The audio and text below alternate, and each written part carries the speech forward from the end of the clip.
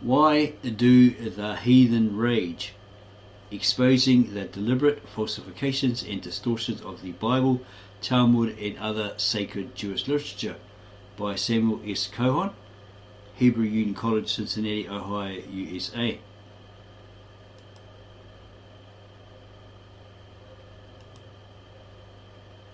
Contents page. Anti-Semitism, wrote the great Christian thinker Leo Tolstoy, is a mad passion akin to the lowest perversities of diseased human nature. It is the will to hate. It is a special form of the widespread evil which divided humanity into hostile camps. Sporadic bitterness is consciously roused and cultivated into a philosophy of life. Fanatics and cranks have espoused it as an ideal. Unscrupulous political parties have exploited it as an effective instrument of reaction. One great nation with a proud record of cultural achievement has openly espoused this madness and made it the official policy of the government, seeking to build national unity on the hatred of the Jews.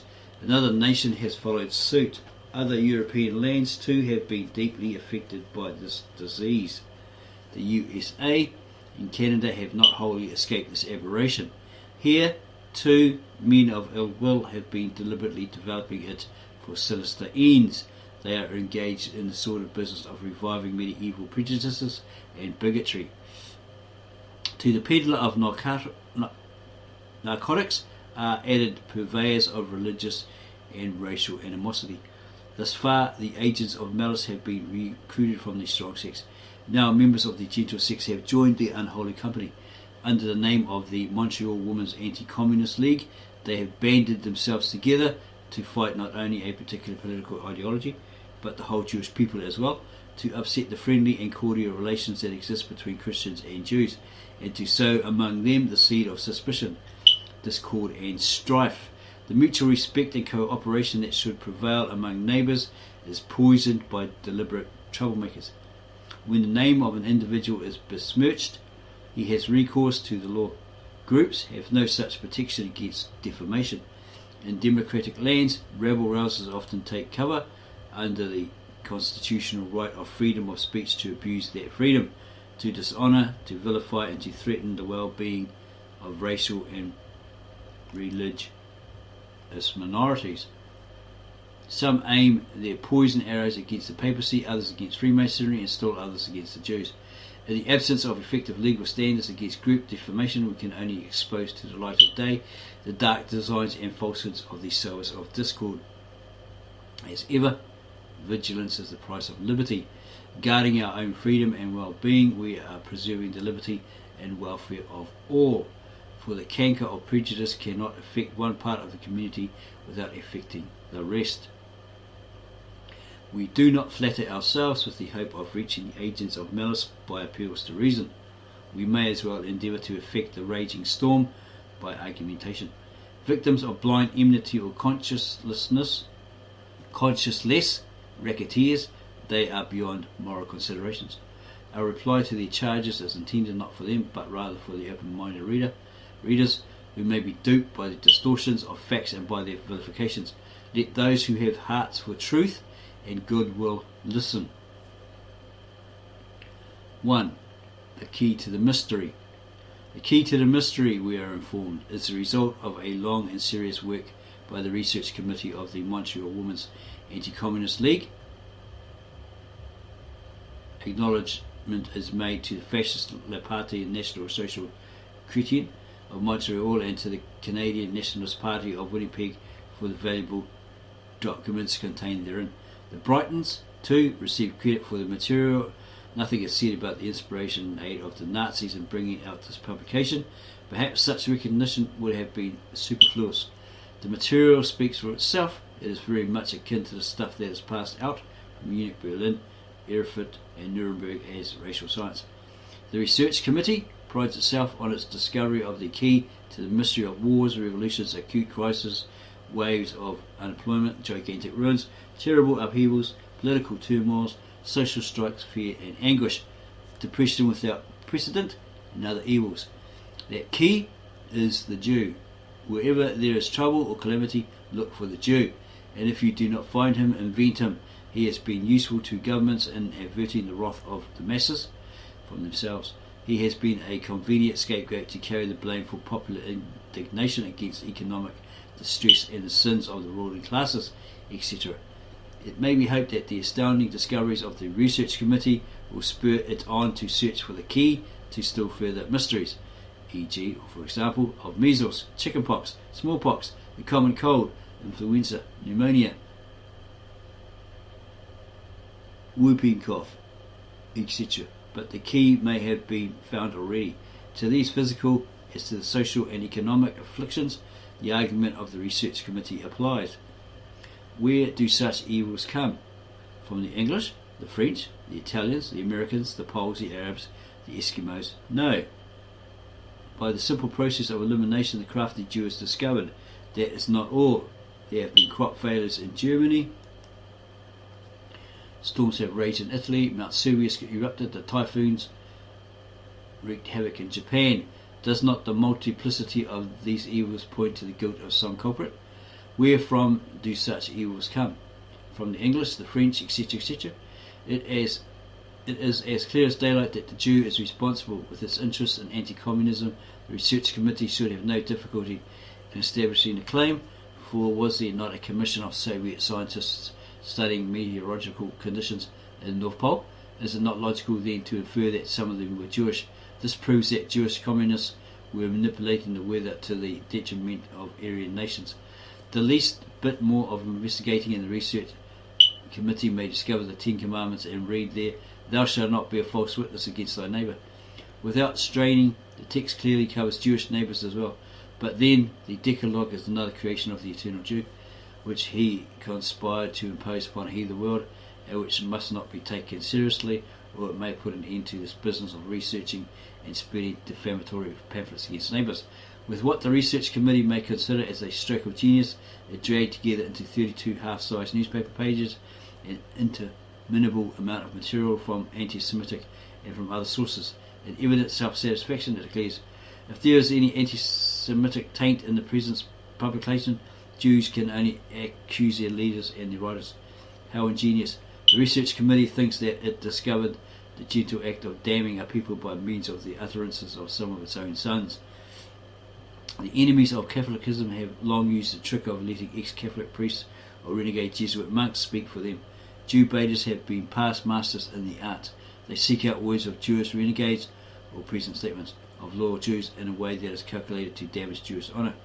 They adroitly read statements out of their context, twist their character through slight omissions or additions, and mask falsehood as truth.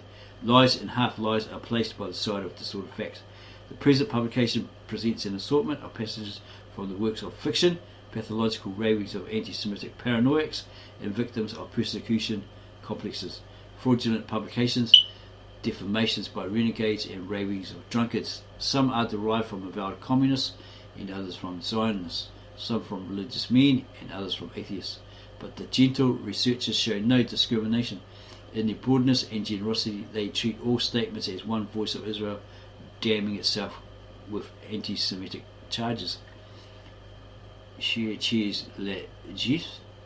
The researchers display cleverness as detectives. Certain forces are at work seeking to dominate the world. Nazism and fascism operate on an international scale no less than communism.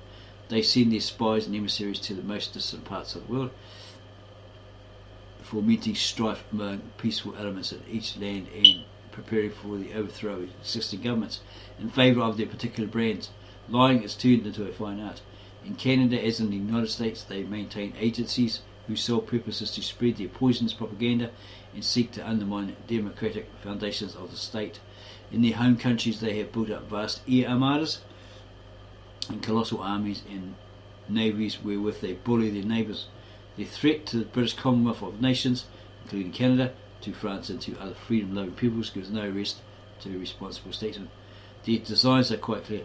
Hitler's political testament to the German nation is stated with terrifying frankness in Mein Kampf, or My Struggle, his book.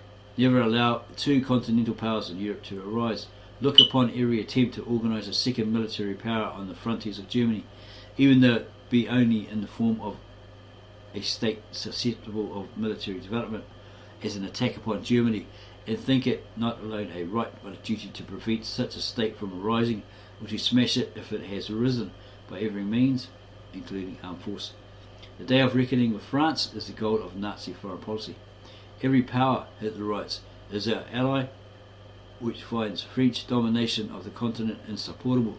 No road to such a power must seem too difficult for us, and no sacrifice too great if it only provides the final result of the possibility of overthrowing our grimmest hater, France.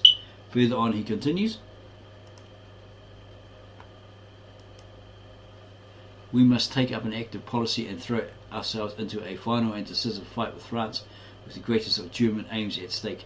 Only then will the eternal and fruitful struggle between us and France be brought to a conclusion, on conditions that the annihilation of France be looked upon solely as a means of gaining, finally, the possibility of expansion for our people. See Germany's foreign policy as stated in Mein Kampf by Adolf Hitler, Friends of Europe, publications number 38, paragraph 18 to 19. German youth is taught to sing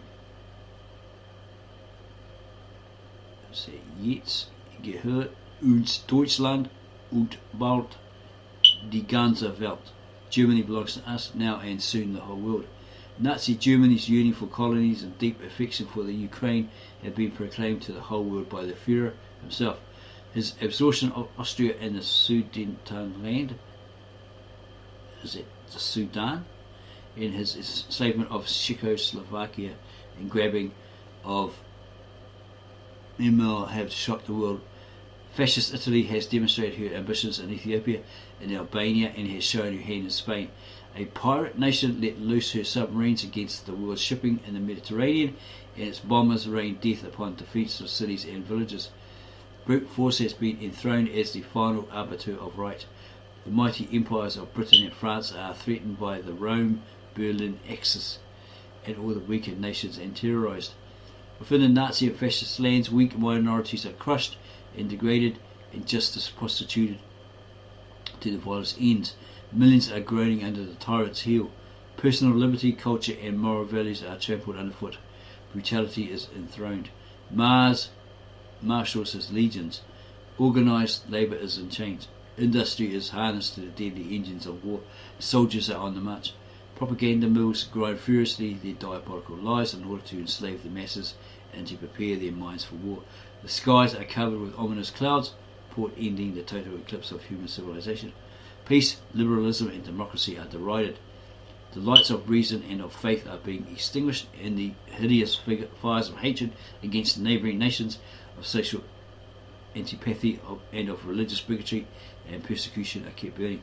Brute nationalism and imperialism head the world for destruction, not only in Europe but also in the Far East. Japan, the third partner of the infernal Axis, disregarding all feeling of humanity and repudiating treaty obligations and pacts, defiantly declares her heaven decreed destiny of expansion and pursues her national mission to bring order into China by burning her cities and slaughtering millions of her people.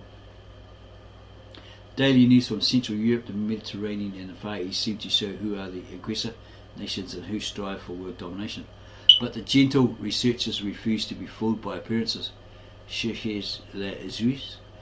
It is not Nazism fashion with Japanese imperialism, but Judaism that threatens the world. There is a Jewish plan of world domination, is their theme song. That this plan, embodied in the notorious protocols of the Elders of Zion, has been exposed as a rank forgery, does not deter the feminine zeal of the research committee. If it were at all interested in the truth of the matter, it would have found the exposure of the fraud in Philip Graves' The Truth About the Protocols of the Elders of Zion, a literary forgery, first published in the Times of London on August 16th, 17th and 18th, 1921, in Hermann Bernstein's History of a Lie, 1921, or in B. Siegel's German work Die Protokolle der Weisen von Zion, 1924, extant also in English translation. These lying protocols, together with their amplification by Theodor Fritsch and Alfred Rosenberg, the philosopher laureate of Nazism, had their day in court at Berna, Switzerland, May 1935. The evidence of experts demonstrated beyond the shadow of a doubt that the protocols are the fabrication of the Russian Okhrana, secret police, in the interests of decaying Tsarism. Despite the energetic defence of the protocols by the Nazi expert, Lieutenant Colonel Fleischhauer, the court recognised their fraudulent character. The president of the court expressed himself in these words: Mr. Fleischhauer has brought a great number of quotations in order to furnish proof for the presence of the Jewish spirit in the protocols. I indeed have great respect for the industry and working power of Mr. Fleischhauer, but Mr. Fleischhauer, I am forced to pity you.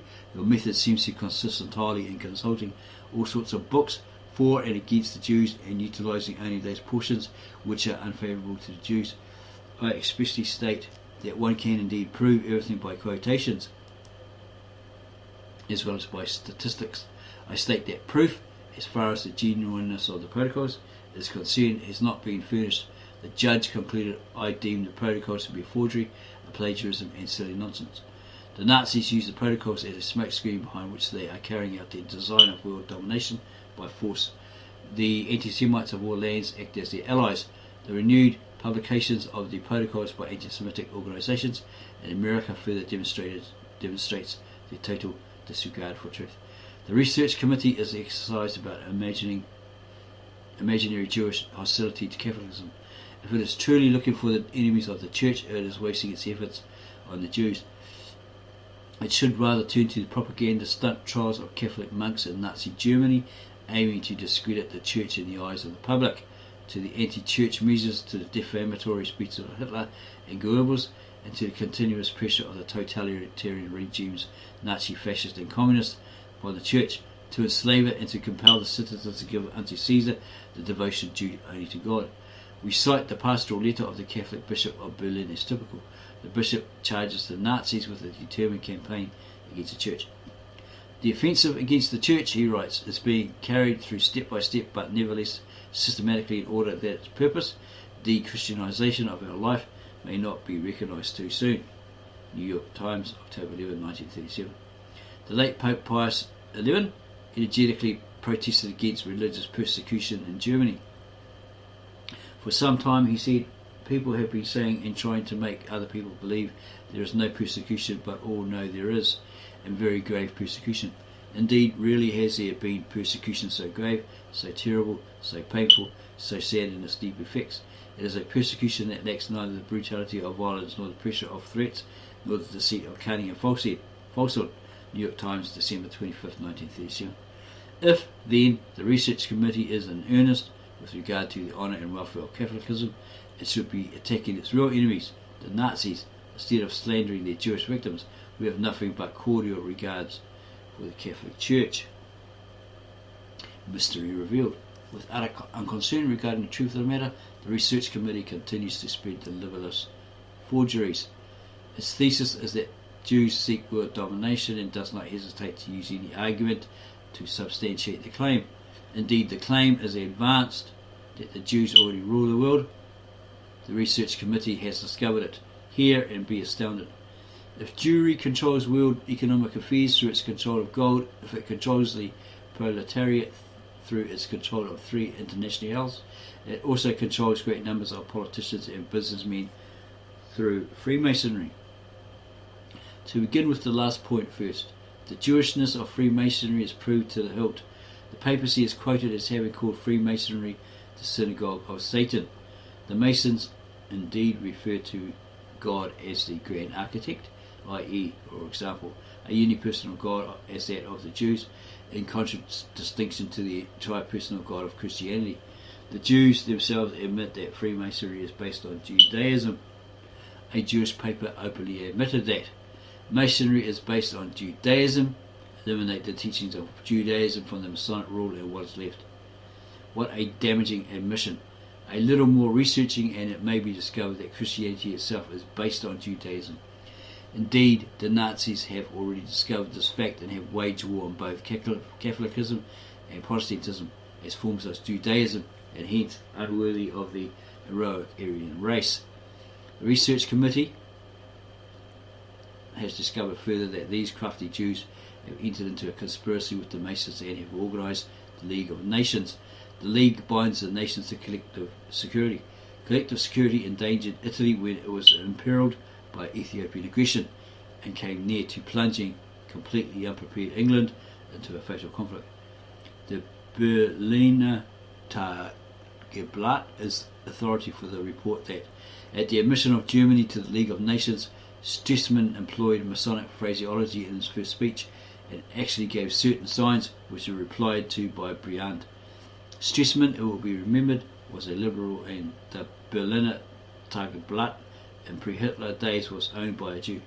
Do not these considerations fully establish a Judeo-Masonic conspiracy?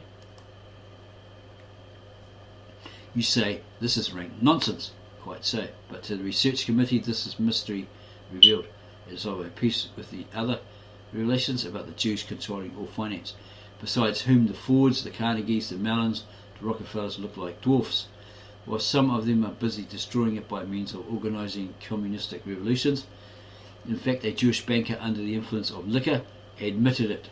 Indeed, it was not an ordinary banker, but a great New York Jewish banker in a Budapest cafe, just after the Jew Bela Kun drenched Hungary in Christian blood. The name of the banker who prepared the Bolshevist revolution is not given, but his ravings fill up more than 3 columns. This is what he has to say about the strange alliance between high finance and Bolshevism. Marxism, you say, is the bitterest opponent of capitalism, which is sacred to us, for the simple reason that they are opposite poles. They deliver over to us the 2 poles of the earth and permit us to be its axis. These 2 opposites, Bolshevism and ourselves, find ourselves identified in the International. The research committee evidently acts implicitly upon Hitler's rule of propaganda, that the more monstrous a lie, the more quickly it will be credited by the ignorant and gullible.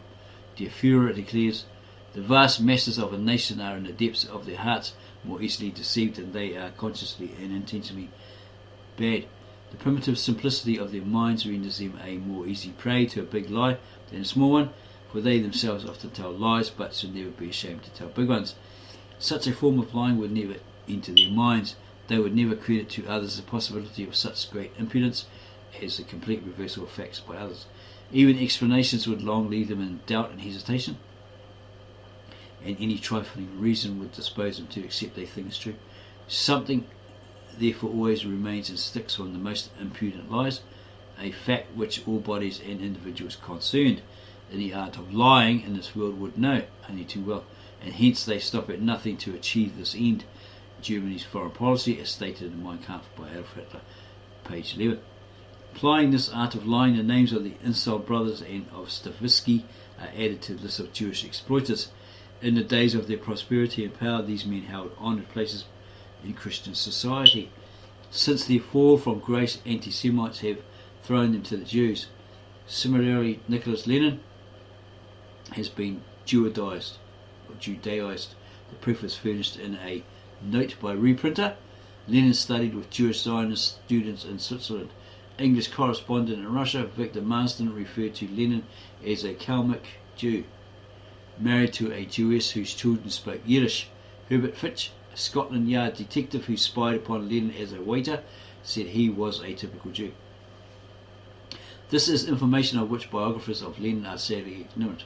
Not only Lenin but Kerensky, who brought about the first Russian Revolution of 1917, is added to Jewish ranks.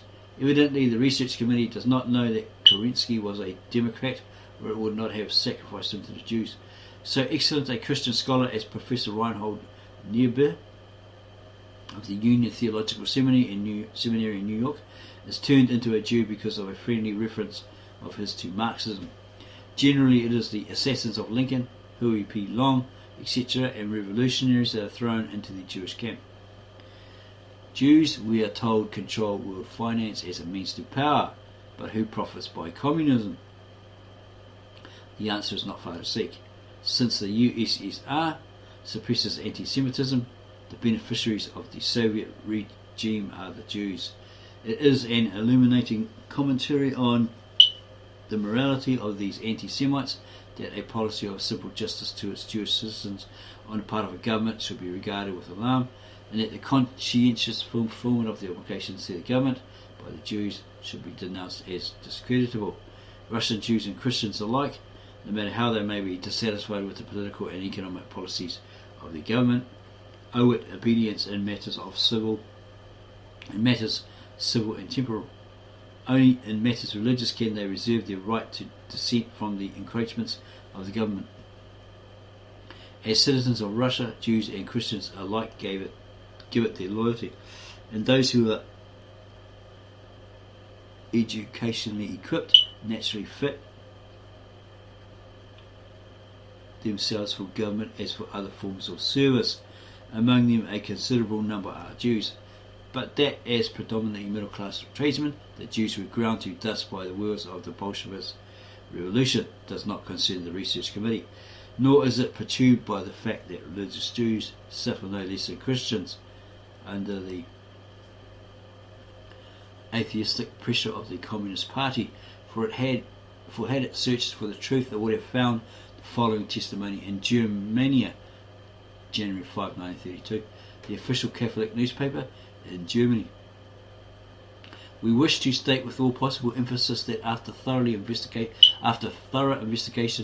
we have arrived at the conclusion that all stories about a preferential treatment of the Jews in Russia are either the product of abysmal ignorance or of malicious spreading of false information. The Jews in Nazi Germany, the American Jewish Committee, 1935, page 26. The research committee follows the futile efforts of the anti-Semites in Germany and elsewhere to identify the Jews with communism in the hope of thereby discrediting both of them. Jewish Bolshevism is the favourite epithet of the Führer. The stubborn fact remains that the Jews number 1.8% of the Russian population and but a fraction of the Communist Party. In 1918, for example, the Communist Party had 124,021 members in Petrograd, now Leningrad.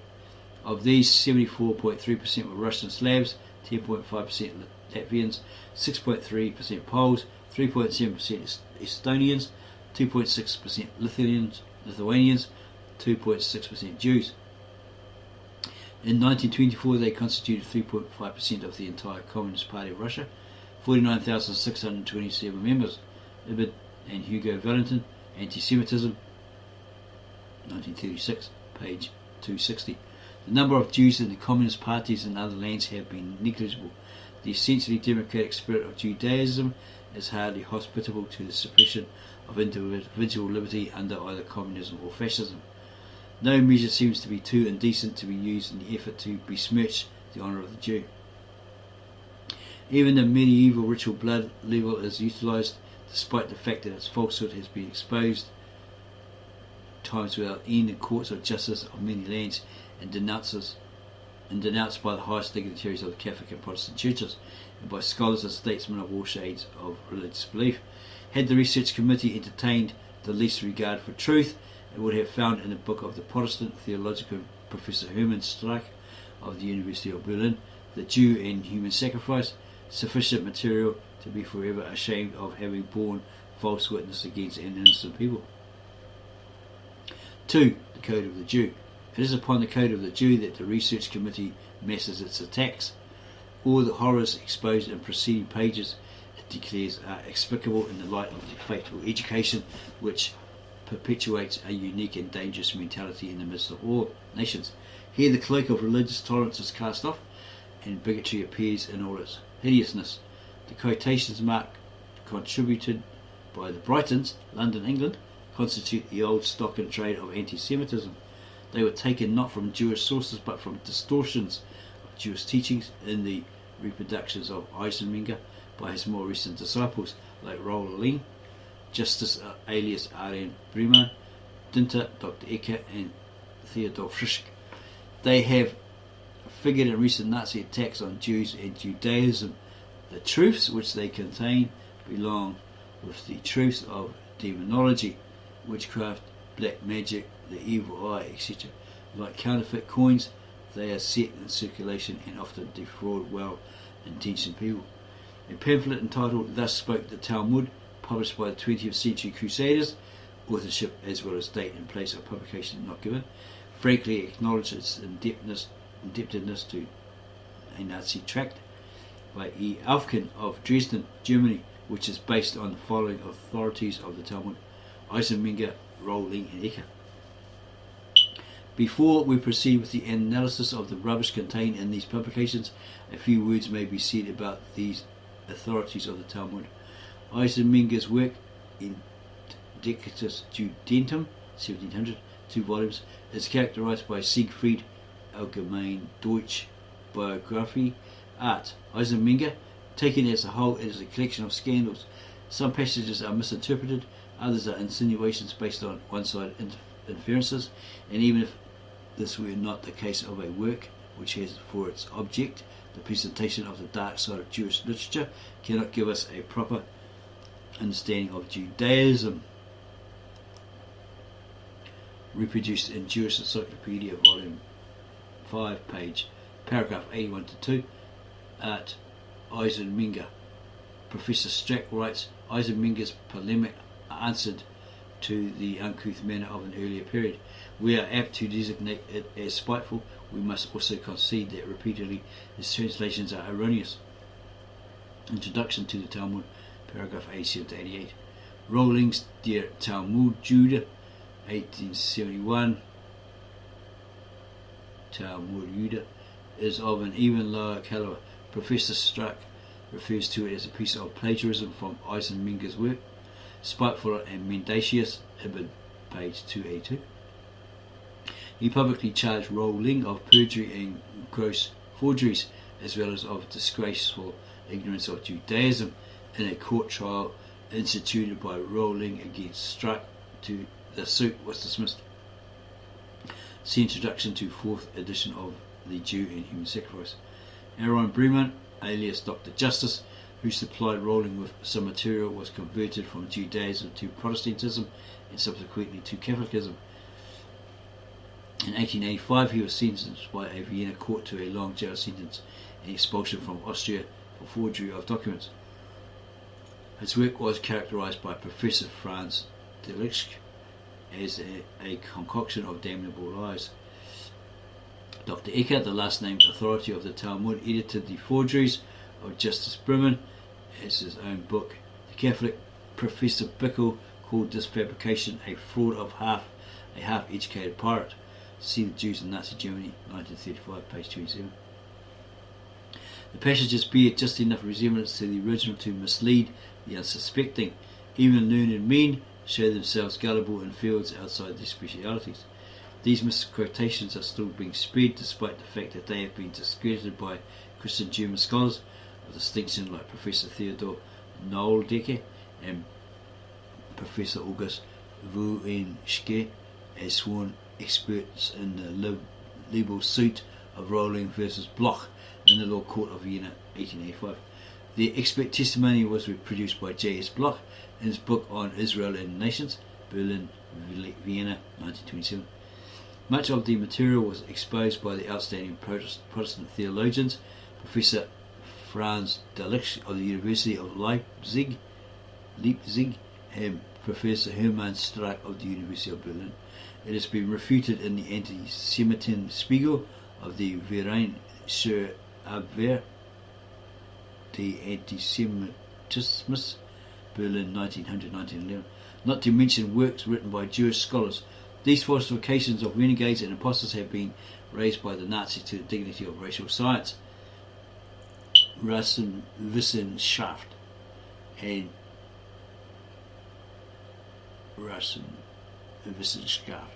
employed as a weapon to drive the Jews from their professions, from political and economic activities, in the hopes of bettering thereby the status of deserving Aryans. Anti-Semites of England and America would like to see the same thing happen in their countries. Though exhibiting a lack of the essentials of decency and morality, they brazenly fulminate against the horrible moral code of the Talmud that acquits all kinds of crimes in order to make easier the strife with foreigners to their own nation. Men who never saw a Talmud in their lives devote their poison pens against its moral standards. The great German humanist Johann Reuchlin wrote in vain that the Talmud was not composed for every blackguard to trample upon with his unwashed feet, and say he too knew it. Jewish Secrets. The favourite charge of anti-Semitism is that Jews form a secret society with clandestine principles and purposes. Professor Hermann Alstrach's Jüdische Geheimgesetze, Berlin 1929, sufficiently explodes this bugaboo of secret Jewish laws. Another book by the same Christian scholar, Introduction to the Talmud, translated from the German, Philadelphia 1931, may initiate anyone who desires it into the secrets of the Talmud. There one may find careful bibliographies of the subjects treated in the Talmud, such as law, medicine, philosophy, ethics, superstition, etc., as well as lists of translations of the Talmud into modern languages. Only recently Canon Danby translated the Mishnah, which represents the earliest stratum of the Talmud, into English, Oxford 1933. The Babylonian Talmud, i.e. Mishnah, and its expository supplement, the Gemara, has been extant in a German translation by Lazarus Goldschmidt, and the Palestinian Talmud in a French translation by M. Schwab. A poor English version was prepared many years ago by Rodkinson, and a better one is now being published by the Soncino Press under the editorship of A. Epstein in England. The textbook of the Kabbalah, the Zohar, may likewise be read in German, French and English. The Shulchan Aruch too may be had in a German translation of Lower and of J. Disser Ora Hayim 1869. August Vuinske has translated most of the rabbinic Haggadah, i.e. the homiletic law, as distinguished from the illegal portions or halakha, into German.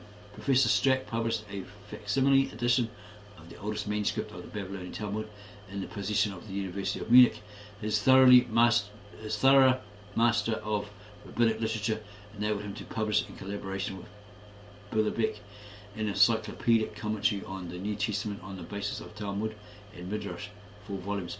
Mention may be made of the English Christian scholar Travis Herford, who wrote on Christianity in the Talmud, the Pharisees, and a commentary and translation of Pirkei Avot, Sayings of the Fathers. In this country, the late Professor T.F. Moore of Harvard produced a monumental work on Judaism during the first 2 centuries of the Christian era, 2 volumes and a supplementary volume of notes. Jewish masters from Zunz, who founded the so-called Wissenschaft des Judentums more than a century ago, to the present time have laboured with might and main to make Jewish knowledge in all its phases available to Jew and Christian alike. The Jewish Encyclopedia, Funk and Wagnall's Company, 1901-5, is an example of these efforts. The rumour that a Dr. Pinner was poisoned by the Jews when he began to translate the Talmud, thus spoke the Talmud, page 16, is pure fiction. Ephraim Moses Pinner published his first and only volume of the Hebrew text and translation of the Talmud, Tractate Berakot, in 1842. As he died in the ripe old age of 80 in the year 1880, the poisoning must have worked very slowly and took effect 38 years later. Far from interfering with this translation, a number of rabbis and lay scholars endorsed and recommended it, as the opening pages of the volume show. Under these circumstances, the reader can properly estimate the truth of the statement. It is not astonishing that, in the face of such prohibitions, the secrets of the Talmud have been so little known to other nations, especially to the Western ones, and up to the present day. Even the most progressive and citizen-like Jews think the disclosure of the principles of the Talmud are proof of the most outrageous intolerance and an attack on the Jewish religion. The Talmud is a secret only to those who do not know Hebrew, even as Goethe and Heine must remain mysteries to those who are ignorant of German, or as physics and medicine appear secrets to the uninstructed. From this standpoint, unfortunately, the Talmud and even the Bible have come to be mysteries even to many Jews. What about the passages in Sanhedrin 59a, which seems to suggest the contrary? We find there the words of Rabbi Yohanan, that an idolater who studies the Torah incurs the guilt of death, for it is said, Deuteronomy 23:4, was that 33:4? 33:4. Moses commanded us a law and inheritance of the congregation of Jacob. By a play upon the Hebrew word for inheritance, Morasha and Meorasa, betrothed Rabbi Yohanan maintains that the Torah is betrothed to Israel and hence must not be wedded by idolaters. He evidently suspected that idolaters who study Torah are not in earnest, or they would not remain idolaters. Experience may have also taught him that some enemies of the Jewish people peruse the Torah only for the sake of fault finding and troublemaking. Hence, he rules against the study of Torah. However, his view remained a mere personal opinion. On the same page, his view is challenged with the following statement. Rabbi Meir said, "Whence do we know that a Goy, Gentile, who studies Torah is like a high priest?" From the verse, Leviticus 18, verse 5, which says of the laws, which if a man do, he shall live by them. It does not say priests, Levites, or Israelites, but man. Thus you learn that a Goy who busies himself with Torah is like unto a high priest, i.e. he offers the highest service to God. If Yohanan's view were the prevailing one, a large host of Gentile scholars and their Jewish teachers would have incurred the death penalty, as it is Jewish history records their accomplishments with pride. The claim that if it is forbidden to disclose the secrets of the law is baseless. The teaching of Judaism are available to anyone who takes the trouble to study them. The supposed quotations from Rebuttal of David and thus spake the Talmud, Rebuttal there, is a fabrication. Though repeated in many anti-Semitic publications, there is no book by such names. What is meant is probably Rebuttal David by Rabbi David ben Samuel Halevi, published in Dahin Firth in 1689. Only the inventive mind of an enemy of truth and of humanity could find there on page 37, section Teruma Sheni, the words, "To communicate anything to a Goy about our religion regulations would be equal to the killing of Jews, of all the Jews, for if the Goys knew what we teach about them, they would kill us openly." What the passage does say is something different. It begins with a legend, Midrash Tanhuma, which is cited in Yalkut Shimoni to Deuteronomy 32, that when Moses ascended on high to receive the Torah, the ministering angels decided to slay him. He therefore said unto them, "For two things do you want to kill me?" So they let him go. This is like the merchant who was travelling in a dangerous place. When robbers caught him in order to murder him, he pleaded with them, "Do you want to kill me because of the 5 minas I possess? Do you want to kill me because of the 5 minas which I possess?" So they released him. When he entered into the city, he began to sell precious stones and pearls, whereupon the robbers taunted him. "Yesterday you said that you have a mere 5 minas, and now you sell precious stones and pearls." To this he replied, "When I spoke to you thus I was in danger." So Moses said to the angels, "I have only 2 things," although he obtained a gift of priceless worth, etc.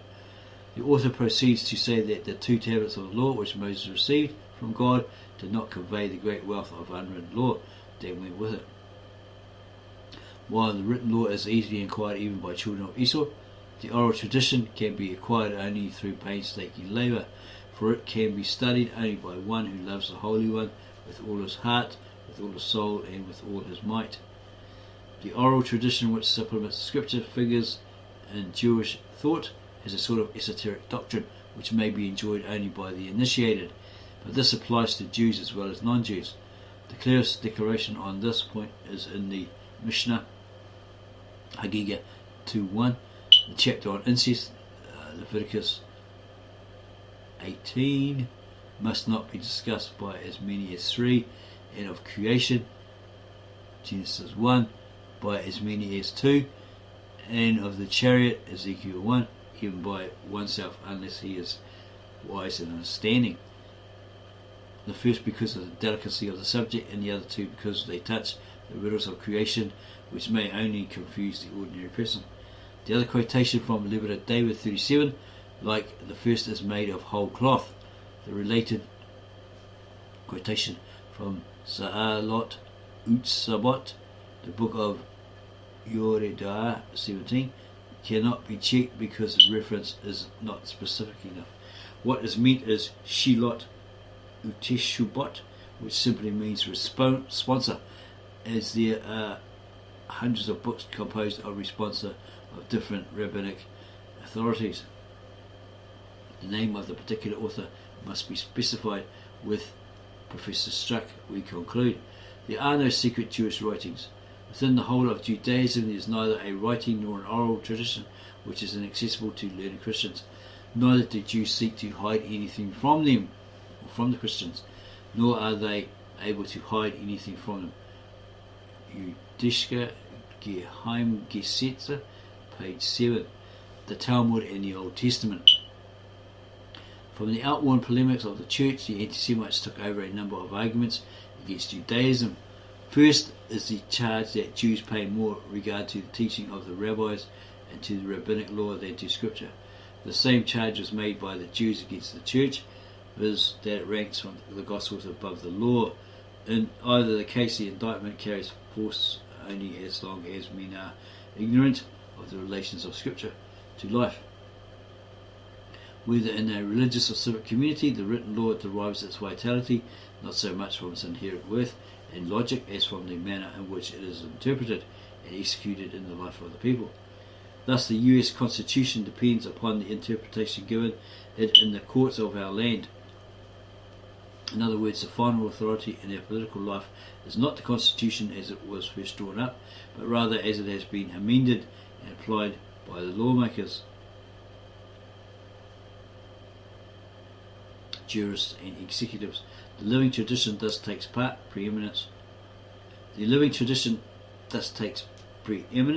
over the written word. To disregard or violate the court rulings regarding points in the Constitution is a serious matter involving the well-being of the country. In this sense too, the halakha or rabbinic law, which grew out of the needs of changing times, has constituted the source of authority for Jewish orthodoxy to a greater degree than the law of the Pentateuch. To be sure, extravagant statements were made about the high places of the oral as of the written law in the cosmic scheme of things, but Christians who elevated the word or logos to cosmic significance, see the prologue to the Gospel of John, have no cause to object. For a just estimate of the Talmud, Professor H. L. Struck writes, two requirements may be mentioned. A. We must know not only the conditions, political and otherwise, and the notions, political and otherwise, under which the Jews lived in Palestine and in Babylonia during the first 5 Christian centuries, but also how these conditions and notions came to be. If we thus, for example, observe in the Talmud the idea of God Judaized, and accordingly to the life and doings of God determined by the Torah, much of the offensiveness is lost, and we can understand how the notion arose if we consider how with the Jews in the times after the Babylonian exile, the law was so highly valued as to relegate to the background everything else. B. One must bear in mind that the Talmud is not a law book, not a code in which every sentence is unconditionally valid. In the Mishnah, the basic text of the Talmud itself, diverging opinions are placed in juxtaposition very frequently, and the Gemara, the commentary on the Mishnah, almost throughout takes on the nature of a lecture hall or of a collection of minutes of the discussions in which the Amoraim, expounders of the Mishnah, cleared up that which has been said by the Tanaim, the rabbis or scholars cited in the Mishnah.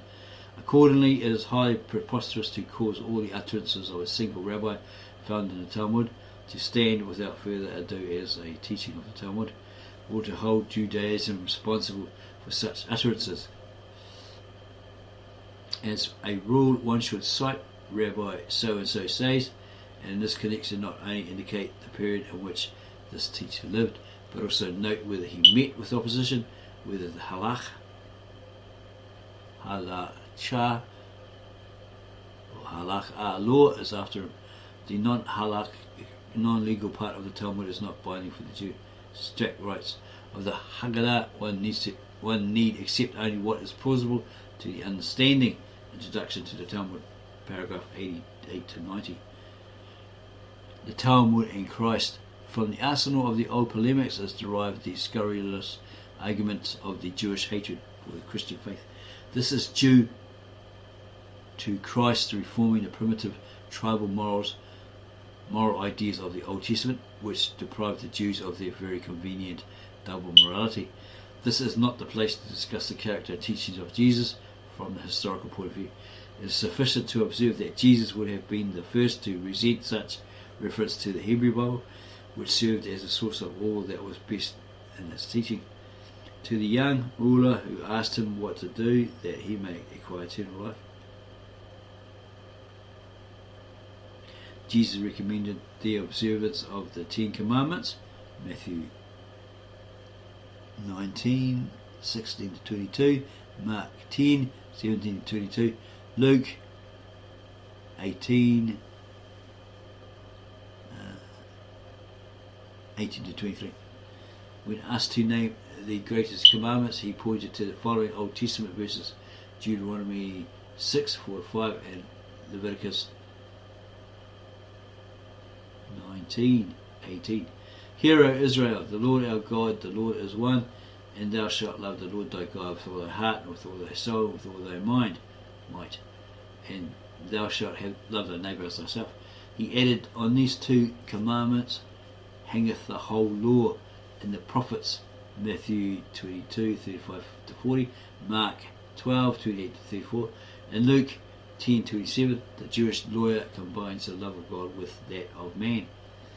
For Jesus, evidently the morality of the Old Testament was not something primitive and tribal. Furthermore, practically every statement of the Sermon on the Mount may be paralleled by Jewish teachings as contained in the Hebrew Bible, the Old Testament, Apocrypha, example, Testament of 12 Patriarchs, and contemporary rabbinic teaching. These sources and parallels have been collected by Professor Strack in the commentary to which reference was made above. The Compendium of Rabbinic Ethics is extant in the Mishnaic tractate, Sayings of the Fathers, and may be read in the English translations of the Christian scholars Taylor, Herford, and Oesterly.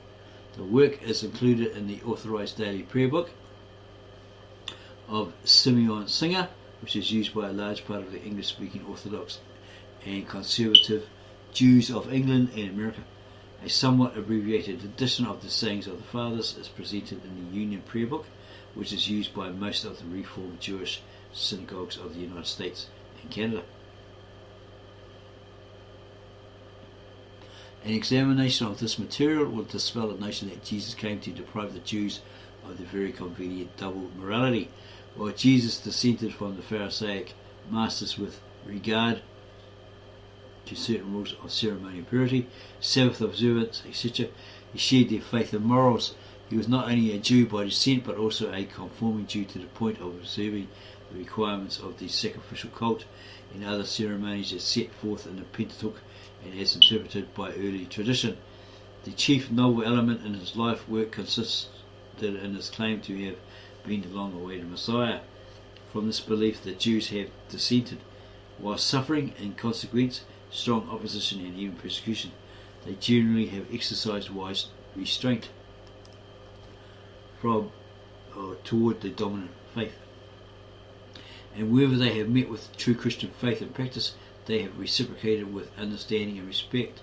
With the long record of loyalty to their own religion, the Jews know how to esteem every other religion that directs the human heart to God and honours every honest endeavour to translate its moral and spiritual truths into righteous conduct. The Jewish God.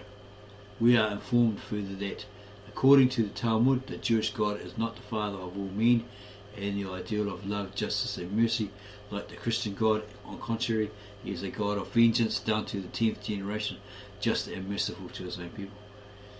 The charge that Judaism upholds the idea of an angry deity is he ascribed to the Talmud.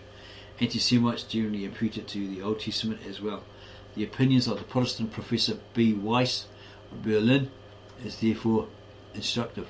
In the March number of the Deutsche Review, 1917, he wrote, the belief is widespread that Jesus, on the strength of his peculiar religious consciousness, taught the conception of God as a loving Father, in contrast to the wrathful God worshipped in the religion of Israel.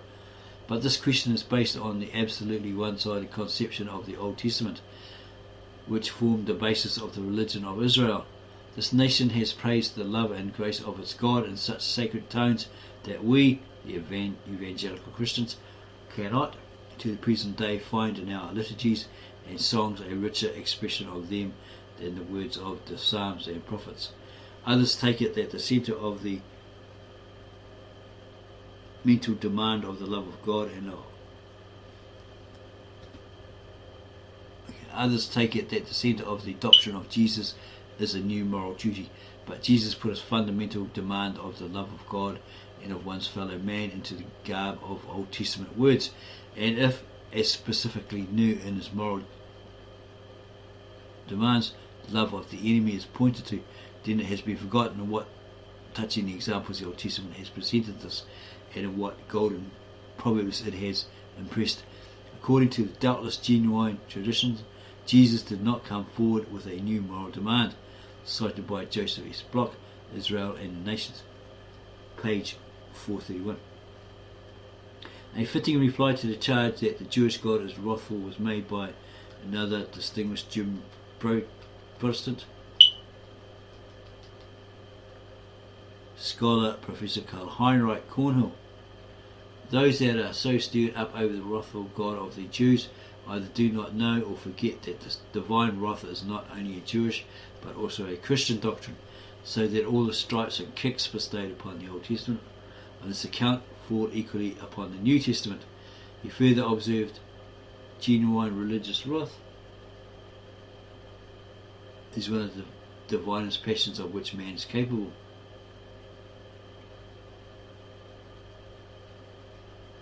For it is the primal revolt of the divinity in man against all that is low and mean, because in this it perceives the degradation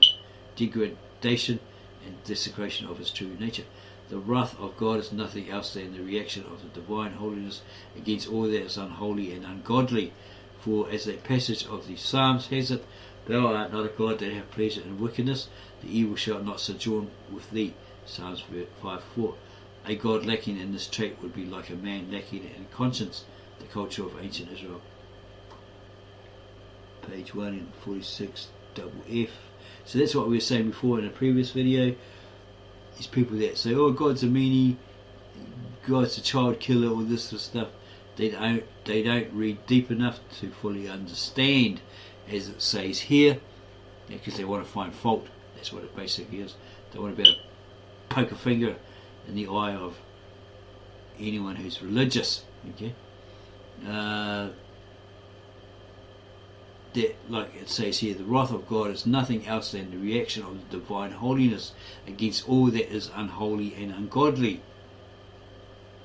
Okay, because let's say, for example, the Hebrews or the Israelites went into the promised land, Canaan, right? And it was occupied by other people who were idol worshippers, adulterers, whatever you can, think of that was evil and wicked.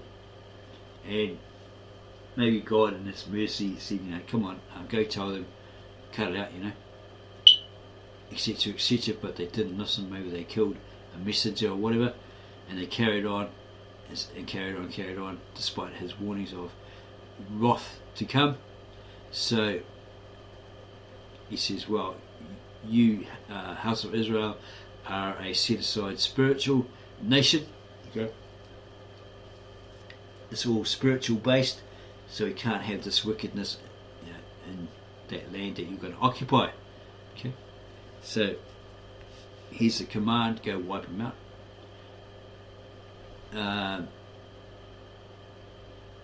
and they'll not be seen ever again, known of ever again. yeah, because they're all completely wiped out, from baby to old person, and animals, right? So that's what it's saying here, verifying here.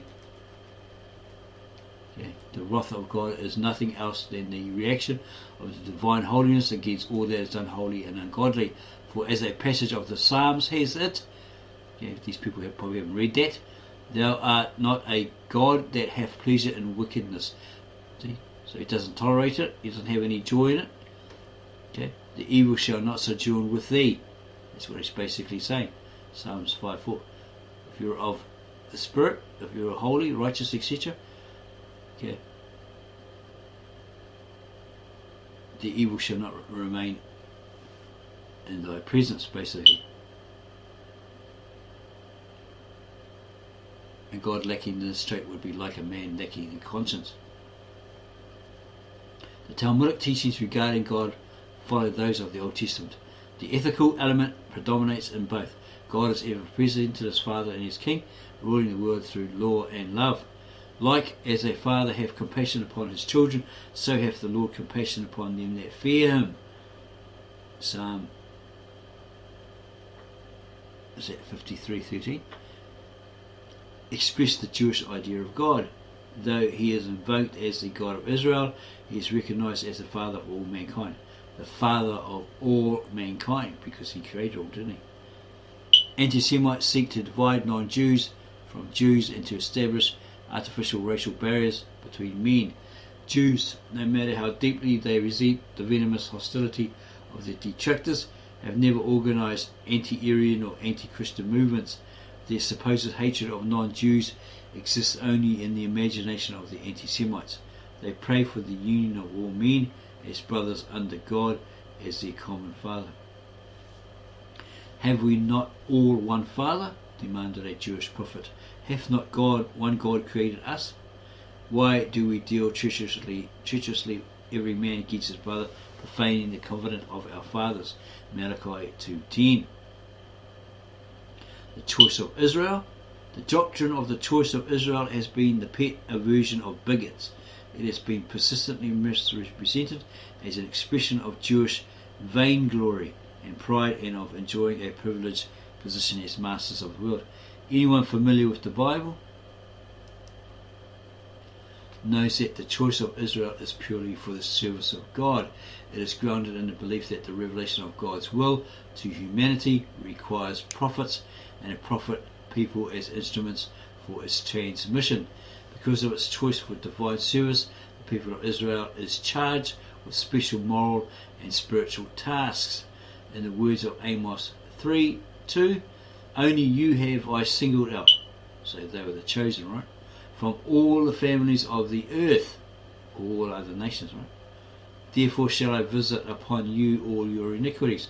So he's told them they're the special nation, this chosen nation, and you're supposed to do this and do that, follow the laws, love the God with all your heart, soul, mind, body, etc., etc., right? Obey him. Don't be idol worshippers, adulterers, all that sort of stuff, right? But if they do, right, turn their back on him and become all those wicked things, then he will visit upon their iniquities. He will bring wrath upon them for that. That's what it's hinting at. That's what we believe. Hence the prophet subjected to Israel to the severest criticism for failing to exemplify the highest ideal of religion. In this light, the statement that the Jewish nation is the only nation selected by God, while all the remaining ones are contemptible and hateful, appears as an expression of malice. It's false. Right? All people are God's children. Okay, but if you've turned your back on him, refuted him, refused him,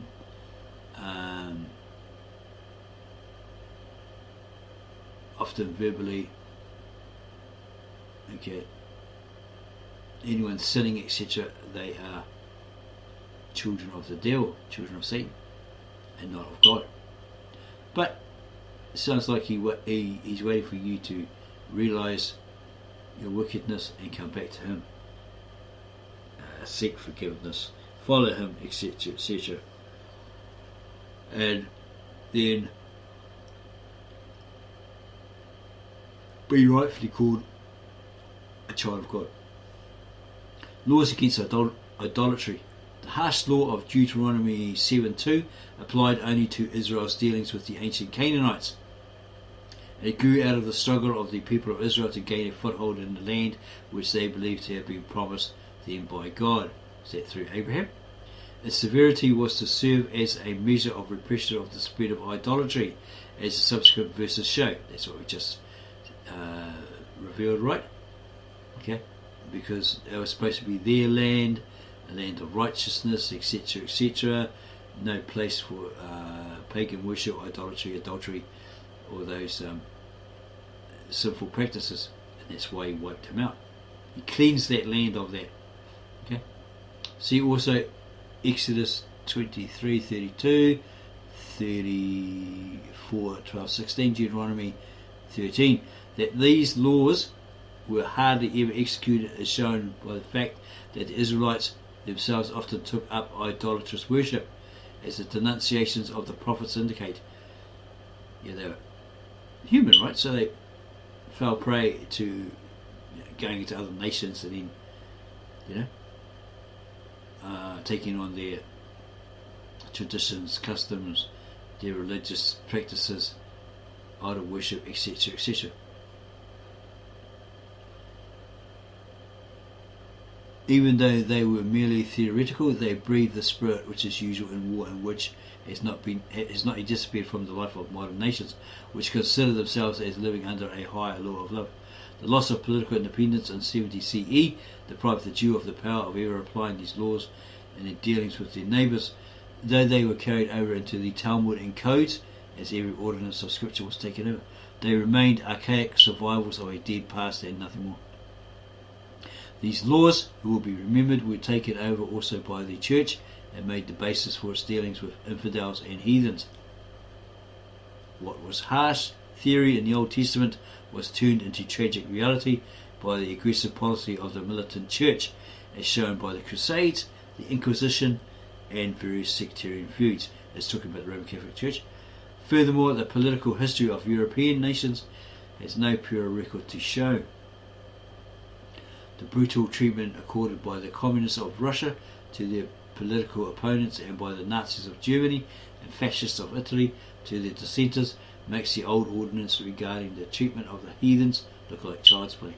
Considering further the savage hatred of modern nations and the refinements of the art of mass murder and violence, we might do well by refraining from throwing stones at the ancients. They're just as guilty, right? If not more.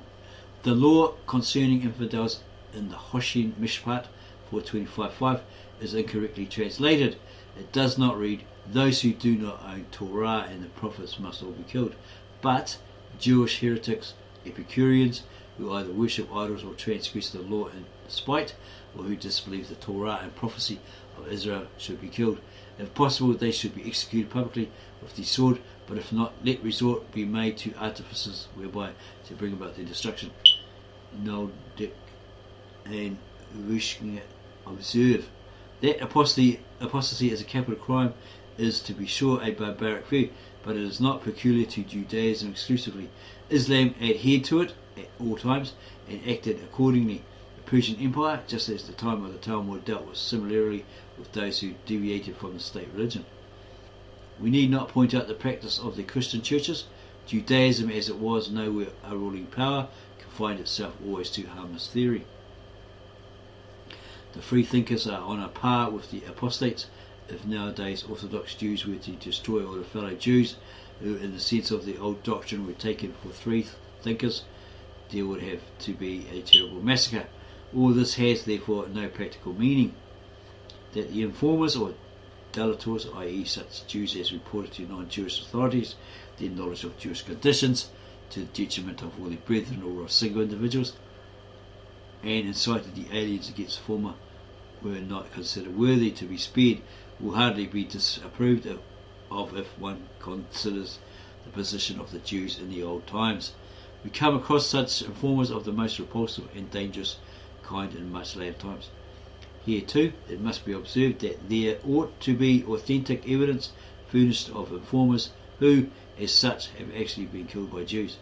quoted from J.S. Bloch, Israel and the Nations, page 182. 3. The Goyim. The anti-Semites maliciously misrepresent the rigorous Pentateuchal laws against idolatry as still enforced among Jews.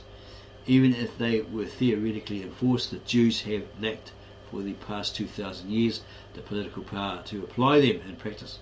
The ruling of Rabbi Yohanan, 3rd century, which has guided the Jewish people in their relations to their neighbours, is the Gentiles outside of Palestine, i.e. the non-Canaanites, are not regarded as worshippers of idols. They but follow the ways of their fathers. Hulin 13a. Contrary to anti-Semitic representations, the word goy, pluralised goyim, not goys, does not mean unclean. Its original meaning is nation or people. It's foreign nations, right? Non-Jews. In the Bible, the word goy is applied to Israel as well as to other nations. Thus, Abraham is told, Genesis 12:2, and I will make of thee a great nation, goy. See also 2 Samuel 7:23. In post-biblical literature, the word came to mean a member of a people other than Israel, i.e. a national. When used among Jews themselves, it designates one who does not know or who disregards the law and the precepts of his people. The Hebrew word goy is paralleled by the Latin Gentile. In Roman law, so the Standard Dictionary informs us, it meant a member of a gens or clan, and in civil affairs, one not a Roman. Thus the word is now used among Jews for a person of non-Jewish race or faith, among Christians for one who is neither Jew nor Christian, a pagan, heathen among Mormons for a non-Mormon, opposed to saint in India among the Mohammedans for a non-Mohammedan. Obviously the word goy reflected the attitude of the person who used it. Where Jews received decent human treatment at the hands of their neighbours, the word goy was used in a matter of fact sense without the least trace of disparagement. It was otherwise when Jews were pillaged, murdered and persecuted by non-Jews. The feeling toward the Romans, for example, was particularly acrimonious after the legions of Titus wasted Palestine and burned the temple. It was under the psychosis of defeated and despoiled people that the statement of Berakot 58b was made. He who sees houses of Israel inhabited says, "Blessed be he who establishes the border of the widow," reference to Israel. When he sees them destroyed, he says, Blessed be the righteous judge." When one sees the houses of idolaters inhabited, he says, "The Lord will pluck up the house of the proud," Proverbs 15:25. He who sees them in their destruction says, "The Lord of vengeance hath shone forth," Psalms 64 verse 1.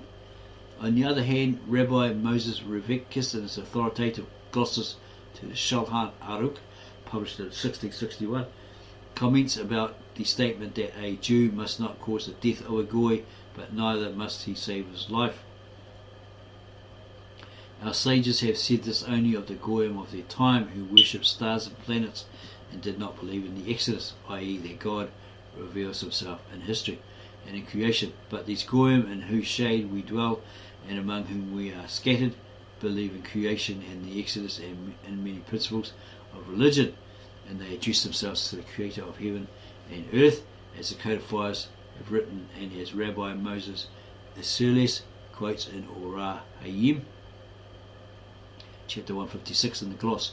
Not only is there no prohibition against saving them when in danger, but we are even obligated to pray for their welfare. And as the author of the Ma'as Adonai, in the section on the Seder Haggadah, ritual for the eve of the Passover, explains his note on the verse Psalms, what the hell is that?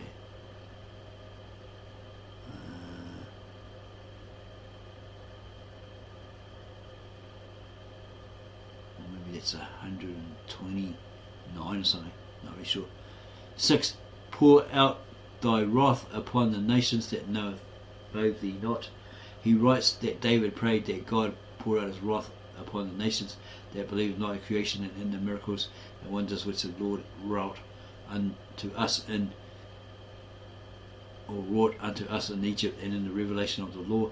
But these nations in whose shadow we live and under whose wing we are sheltered believe all these things. And we ever stand on our watch ready to pray at all times for the peace and prosperity of the government and the princes and for all the provinces and places of their dominion. And Maimonides wrote that the law is in accord with the saying of Rabbi Joshua, Sanhedrin 105a, that the pious of the nations of the world have a share in the world to come. Hoshin Mishpat 425.5.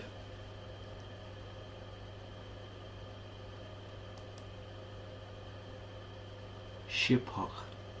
Comments from the Ma'as Adonai, which Moses Rivkis quotes, so his lights on the quotation from Pranachtis, marked a prayer found in the Talmud and said on the eve of Passover at the present day. We beg thee, O Lord, indict thy wrath on the nations not believing in thee and not calling on thy name. Let down thy wrath on them and inflict thy wrath upon them. Drive them away in thy wrath and crush them to pieces. Take away, O Lord, all hopes for them. In a moment overwhelm all disbelievers. Destroy in a moment all foes of thy nation. The author's ignorance of both Bible and Talmud is displayed by his reference. The passage consists of Psalms. Compare Jeremiah 10:25. Psalms again in Lamentations 3:66. The translation of these verses in any English Bible should convince anyone of the willful distortion and misrepresentation of Pranachtis. We quote from the King James Version, Psalms: Pour out thy wrath upon the heathen that have not known thee, and upon the kingdoms that have not called upon thy name, for they have devoured Jacob or Israel and laid waste his dwelling place. In Psalms again, pour out thine indignation upon them and let thy wrathful anger take hold of them. Lamentations 3:66. Persecute and destroy them in anger from under the heavens of the Lord. The recitation of these verses on the eve of the Feast of Freedom was prompted by the all too human reaction of an oppressed and persecuted people towards its tormentors. Despite its naturalness, Reform rituals have eliminated these verses from the Seder ritual. The Revised Union Haggadah, for example, substitutes for it. In Psalms, praise the Lord, all ye nations, laud him, all ye peoples, for his mercy is great toward us, and the truth of the Lord endureth forever. Hallelujah. T.K. Shaheen, in his commentary on the book of Psalms, calls attention to the fact that Psalms was frequently on the lips of the Huguenots, and that at an earlier age Dante had been charmed by its Dolce Salmodia, Purgatory 23:1. Pretty sure that's Purgatory. And that long afterwards the psalm expressed the feelings of Englishmen during the Indian Mutiny. Readers of Milton will recall his sonnet or sonnet on the late massacre in Piedmont, which re-echoes the same sentiment.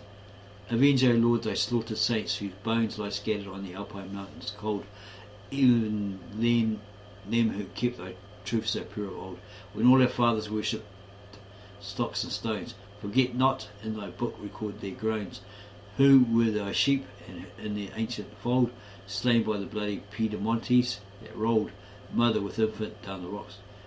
And in Psalms had for a long time formed part of a penitential prayer, which used to be read in Hamburg churches, according to Friedrich Nicolai, when in 1769 two pastors sought to eliminate this verse. Pastor Goes raised his voice against this, and the public sided with him, wishing, according to tradition, to retain the verse in the prayer. Lessing was of the opinion that the church prayer might be defended, but the matter should be carefully examined in order to ascertain the sense in which this prayer could be used with perfect propriety.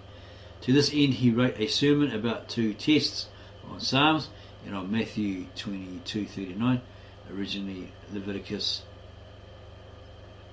19:18. CJS Block, Israel and Nations, paragraph 83 to 84. Supposed depreciation of non-Jews, Baba Messiah, 114b. You are human beings, but the nations of the world are not human beings, but beasts. This supposed translation is an outright falsification of the original.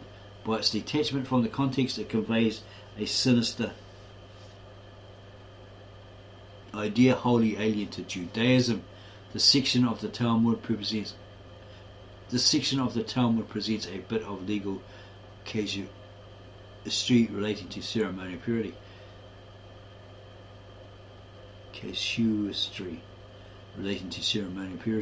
The basis for the laws of defilement is furnished by Numbers 19:14.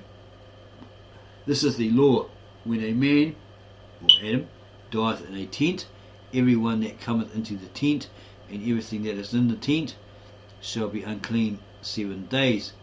The application of the law was limited to Jews, i.e. the defilement of a tent or dwelling and its contents ensued only when a Jew died, but not in the case of the death of a non-Jew.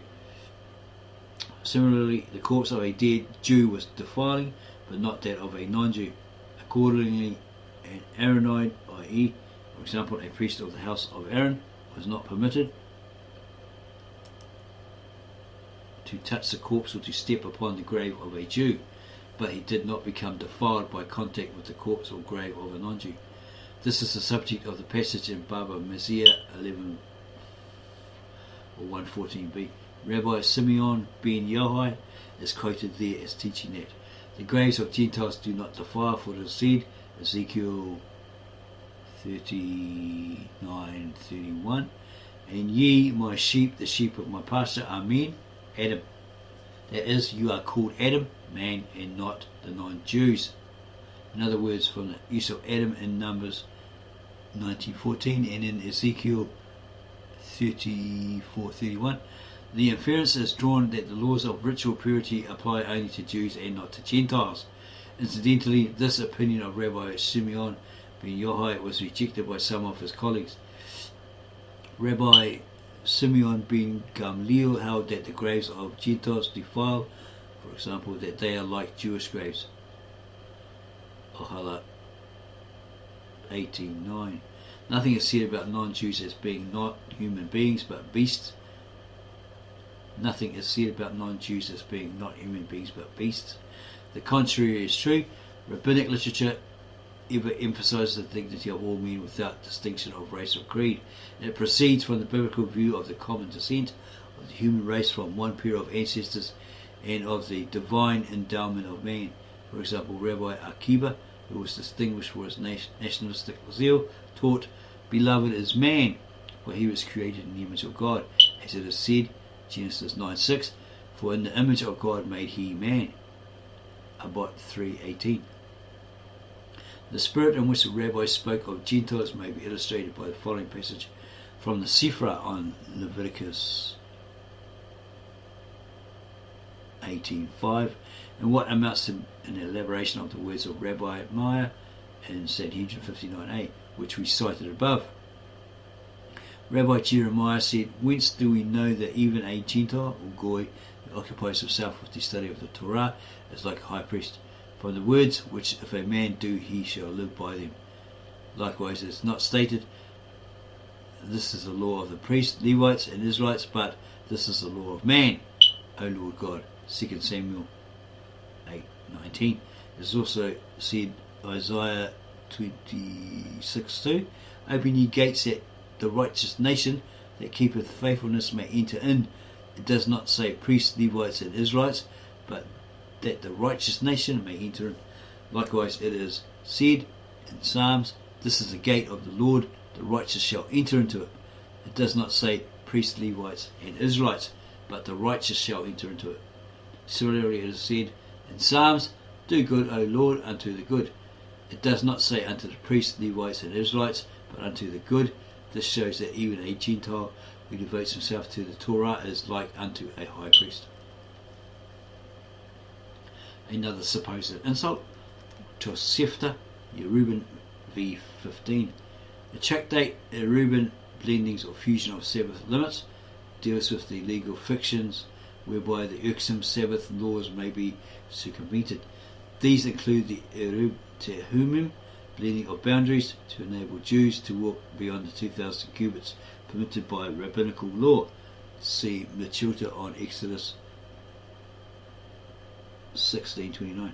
And Erub Hazarot, blending of courts to enable them to carry needed objects on the Sabbath from one domain to the other. To this end, those who have their residences around one court combine their several domains by depositing in one dwelling food prepared on Friday from joint contributions. When all the residents are Jews, all goes well.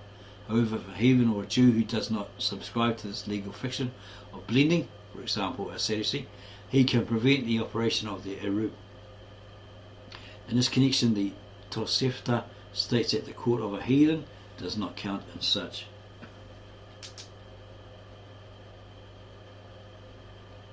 Blendings.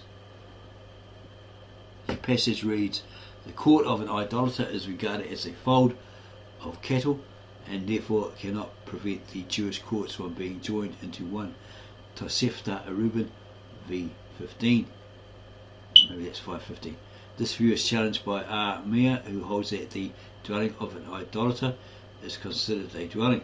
For example, it is on par with Jewish dwellings. Babylonian Talmud, Erubin 62a. Injuring a goy.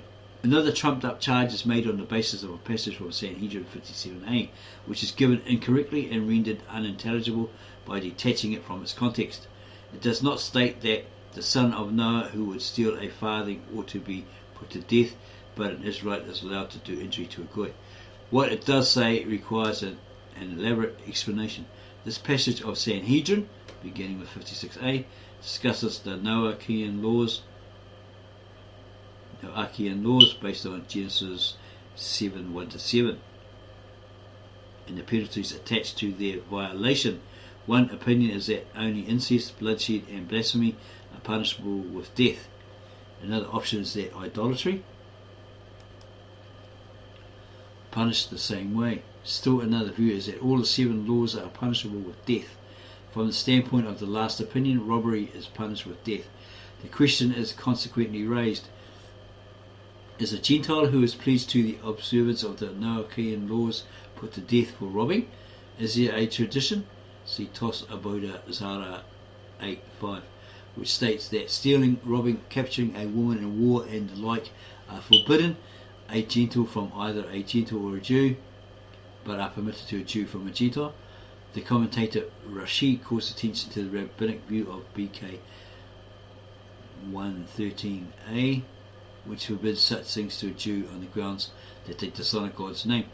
If then robbing by a Noachide is punishable with death, why does not the tradition use the word guilty instead of forbidden? The answer is that since the end section states a Jew from a Gentile is permitted, the beginning section uses corresponding word forbidden. Again, Rashi adds that the word permitted means that the Jew is free from the death penalty but incurs punishment. After a discussion about the words guilty and free and forbidden and permitted, the Gemara asks what is meant by the words and the like in connection with robbery in the above cited tradition. One of the answers is by Rab Papa that this phrase refers to appropriating less than a peruta, farthing.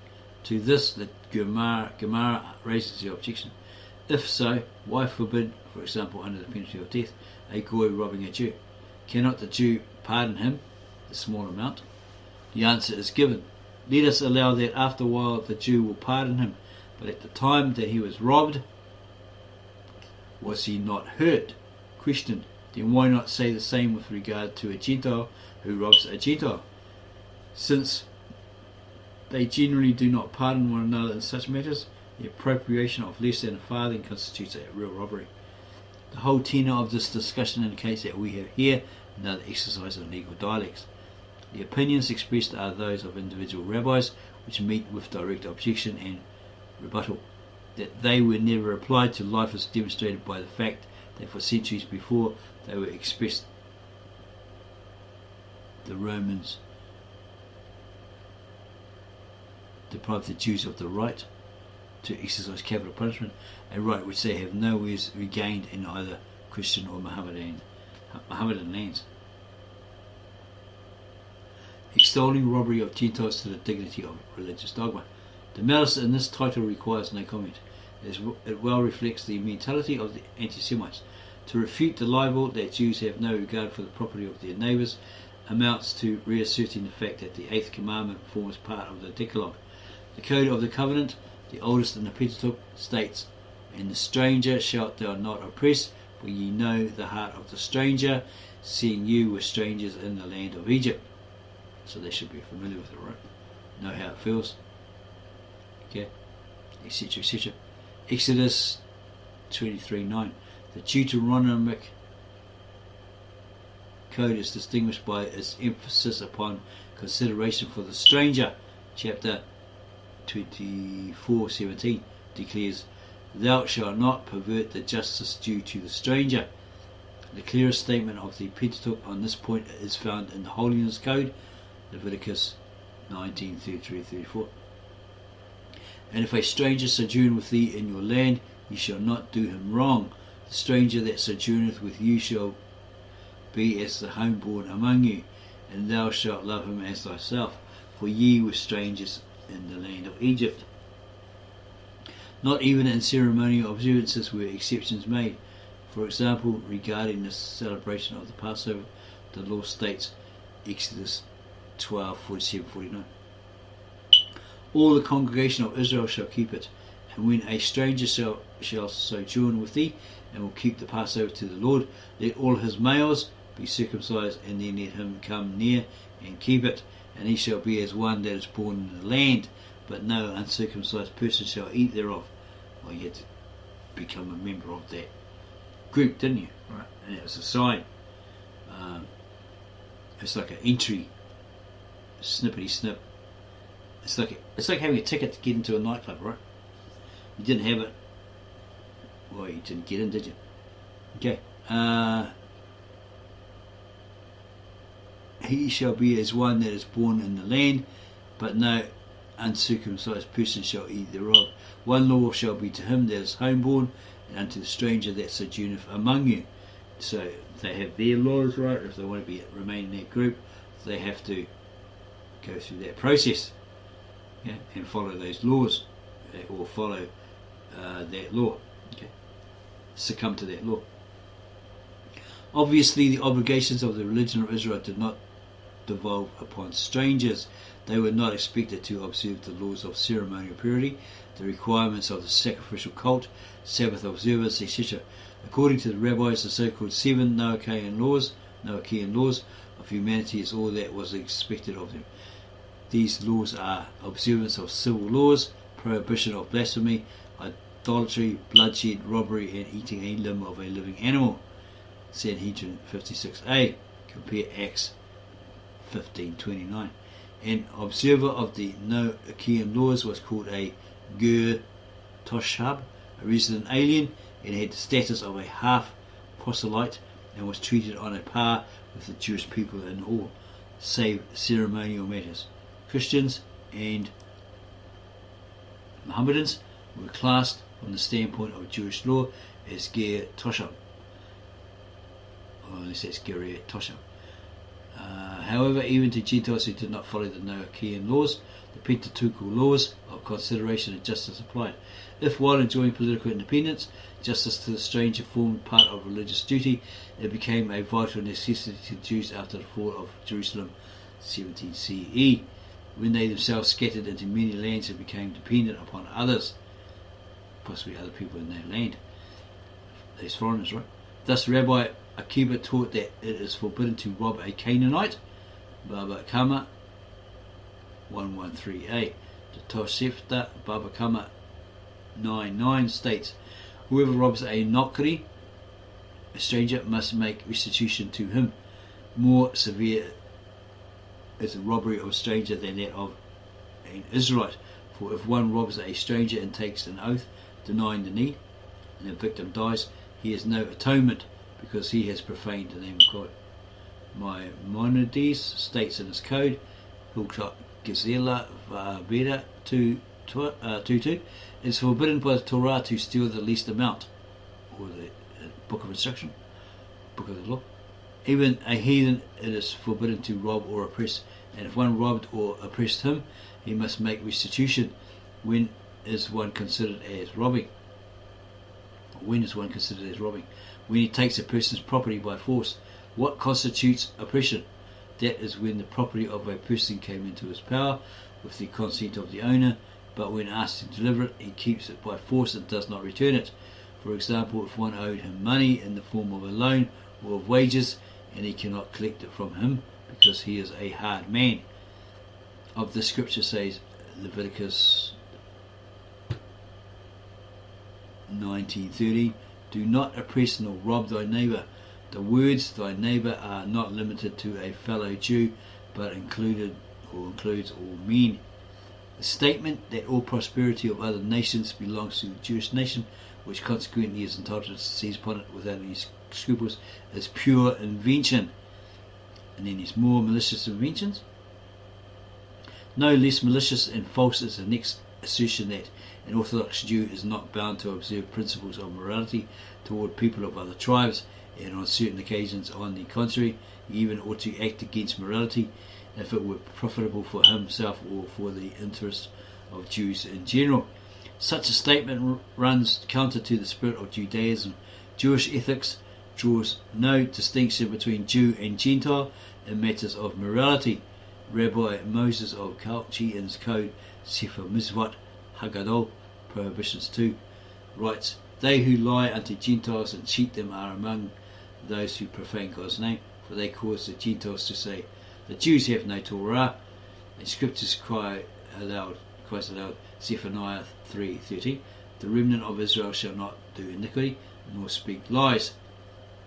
Okay, so maybe Christ in Revelations, or whoever that was, stated there's no longer any distinction between Jew and non-Jew, because if you're all under Christ, you're all spiritual Jews, not of the flesh, not of the traditions and the customs, the cutting of the flesh, all that sort of stuff. Okay, spiritual Jews. So maybe that's what it's indicating here. Jews in regards to Orthodox Jews, in regards to non-Orthodox Jews, or Goy, or strangers, right? Maybe. In R. Elysia B, Nathan writes in the same strain, with regard to the commandments, thou shalt not steal, it is as with the commandments, thou shalt not murder, and thou shalt not commit adultery. The application is the same whether the victim is a Jew or Goy, a foreigner, not a non-Jew, a stranger. Ibn Ha'ezer 91.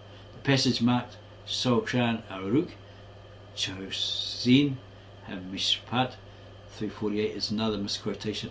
There is no such law as a Jew may rob a Goy, that is, he may cheat him in a bill if unlikely to be perceived by him. Otherwise, the name of God would be dishonoured. The passage in question reads: 1. It is forbidden by the Torah, book of instruction, book of the law, to steal even a small amount. It is also forbidden to steal in jest or haste, or even with the intent of restoring the theft or repaying double its amount later on, or in order to grieve the possessor. All that is forbidden, so that one may not accustom himself to stealing. 2. Whoever steals property of the worth of a peruta, farthing, transgresses the scriptural prohibition of theft, and he is obligated to repay. It is all one whether one steals the property of a Jew or of a Gentile, of an adult or a child. Hoshin Mishpat 348, Shulchan Aruch. See also Maimonides, Hilkot, Geneva 1:1-2. To the last paragraph are Moses Isserles, following Rabbi Jacob ben Asher's Tur, writes, the error of a Gentile, for example, leading him to error in accounting or to collect thereby a loan which he owes, is permitted when not perceived by him, for in such a case there is no profanation of God's name. And some hold it forbidden to mislead a Goy in accounting, but if he himself erred, it is permitted. In the light of R. Joseph Caro's remarks, Kisef Mishnah H, Gisela Va'abida 1:1. The statements that there is no profanation of God's name seems to refer to the practice of taking advantage in accounting in order to collect a debt. See B. Karma 113b. The view expressed by Isserles is not the support of other authorities. Maimonides, before him in the section on theft in his code, wrote, whether one deals with a Jew or Gentile, if he has short-weighted or short-measured him, he has transgressed a divine prohibition, a no-no, and he must restore the damage. Similarly, it is forbidden to mislead a Gentile in reckoning. One must be accurate with him, as it is said in connection with a Hebrew slave, Leviticus 25:50, and he shall reckon carefully with his buyer, even though he is within your power. How much more should one be exact with the Gentile who is not under your hand? Taking advantage of another's error comes under the scriptural condemnation, for it is an abomination unto the Lord. Who does all these, especially who do iniquity? Hilcott, Geneva 7:8. In the section on robbery and loss, 11:4-5, Maimonides stated, the error of a Gentile is like his loss, which need not be returned, but only if the error was made by himself. However, it is forbidden to mislead him. Thus, when a Gentile has erred in his reckoning, the Jew must expressly tell him, I rely upon your reckoning, and I accept what you tell me. But if he did not speak thus to him, taking advantage of the error is forbidden. And so forth. Okay, there's quite a lot more here. So, we may end this video there because it's quite lengthy. So basically what's being stated by, let's say, anti-Semites, conspiracy theorists,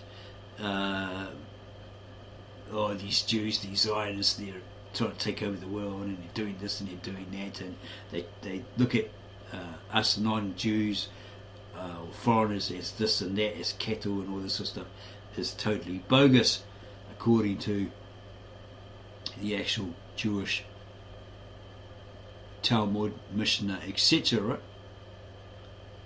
It's actually a load of rubbish, and a lot of the rabbis here are pointing that out as well. That a lot of it's all speculation, lies, false,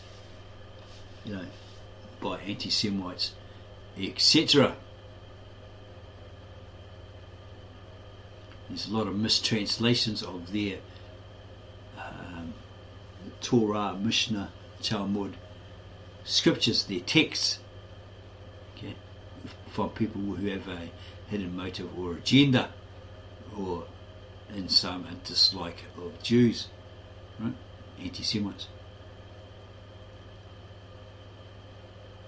Okay, there's quite a few more pages, 10 more pages to the end of the book, but I gather we gather that you have the general idea.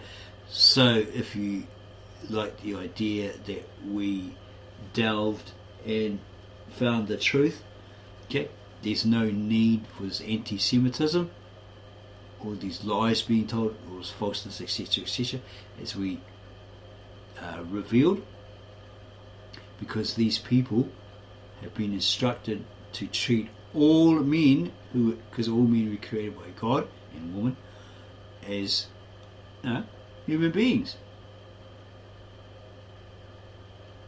all created in the image of the God that they follow and honour. So if you like this video, subscribe to our channel, give us a like, add your comments down below and below this video, and we'll get back to you on those as soon as we can. And then go share this video with all your Christian friends, Jewish friends in particular, if somebody's revealing the truth, according to their Pentateuch, their Torah, their Mishnah, their Talmud, etc.